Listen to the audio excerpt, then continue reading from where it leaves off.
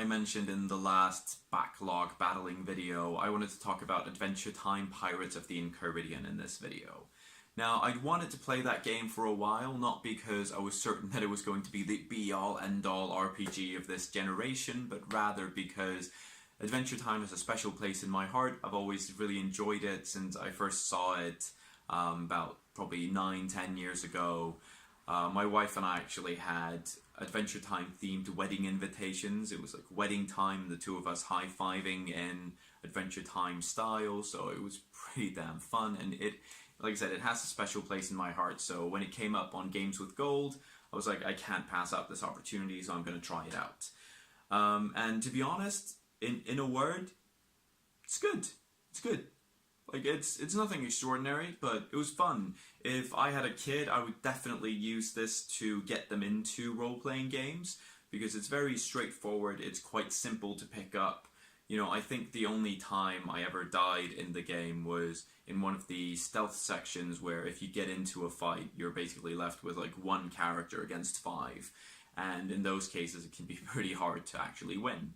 But it has all of the basic tenets of a role-playing game. And especially in a sort of, I guess, early 2000s JRPG style, where it's, you know, all the battles are turn-based and it's just a line of your dudes against the line of the other dudes.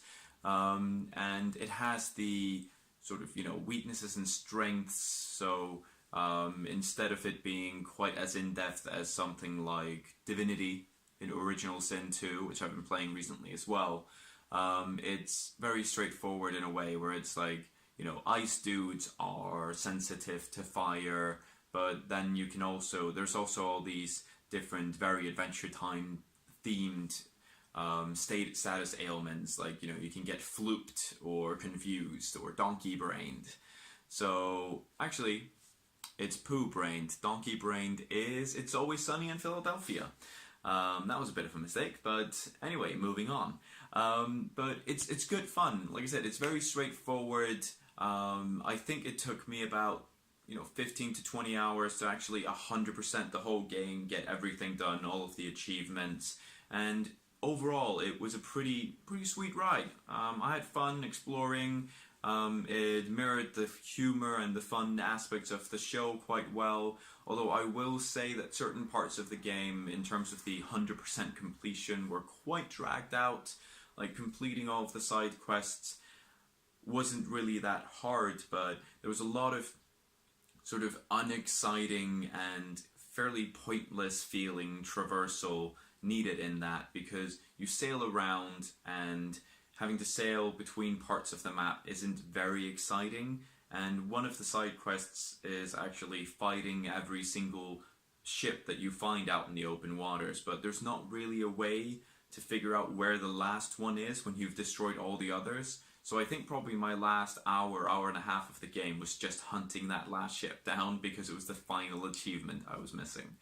But overall, I'd say it's a solid 7 out of 10 kind of game. You know, I don't regret playing it. I definitely enjoyed the time, and it was almost like a meditation type thing where it wasn't stressful or overly exciting in any way. It was a really comfortable game to play, which isn't something I'd describe a lot of games as, to be honest. In terms of, I guess, the role-playing genre, in the way that it was, you know, there was never that feeling of massive action, but that's also one of the downfalls of the game, in a way that I wanted to complete it because of the story and everything, but I never felt very invested in it, if that makes sense. So it was good, it was fun, it was a bit throwaway, but then again, I got it for free. But man, if you're an Adventure Time fan, definitely check it out.